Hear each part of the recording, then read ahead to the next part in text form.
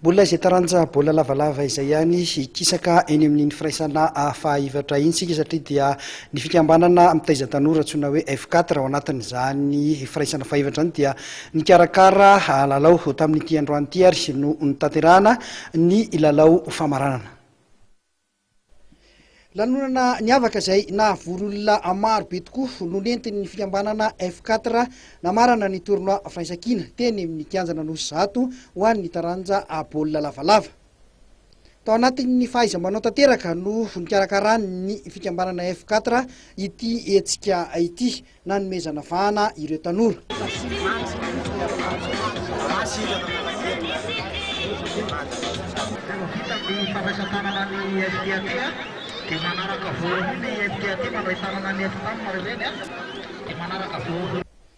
Ity arahantsika amin'ny sary ity dia ny lalao famaranana teo amin'ny FTAT sy ny FTAM manao akanjo maitso amin'ny sary. Nisaraka ady sahala 12 ny rotota tao anatin'ny fotoana ara-dalàna.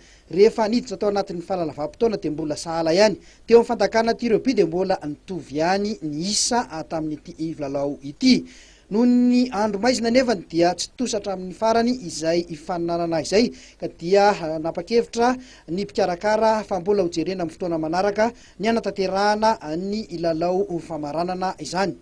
Izao hetsika izao no tosa dia isan'ny nanampy betsaka ny fikambanana F4 ny CT Rakotonandrasana Gilbert izay nanolotra fanamiana ho an'ireo rehetra atody tamin'ny famaranana. Teo ihany koa ny omby mifanatolony ho an'ny izay mivoaka mpandresy tamin'ity lalao famaranana ity.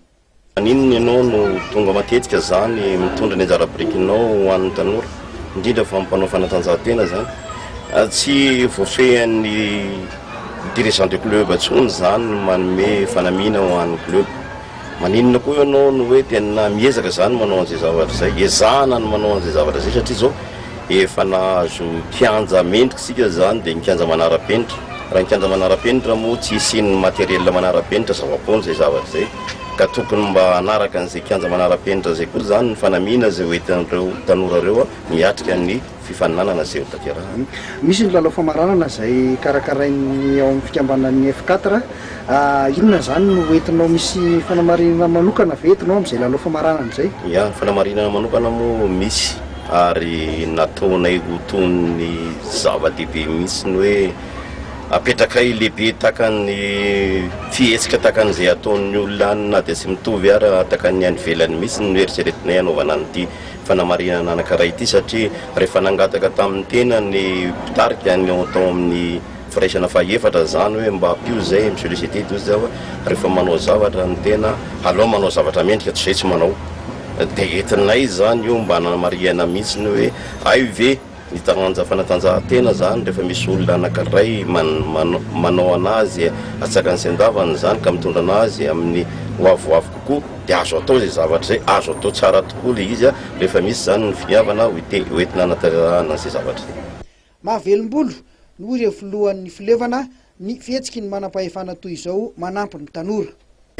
Firaisana fahaefatra mpilalao be ny firaisana fahaefatra zany dia misaotra be da be ampikarakara an'ity tournoi ity fa tsy namela ny ankizy very fa nijery zany izy dia mbola nitondra misaotra ny CT Rakotonandrasana nanolotra nyreto magnao fanamiana be da be reto engany mba hitoy foana zao zavatra zao ka misaorana be da be anazy.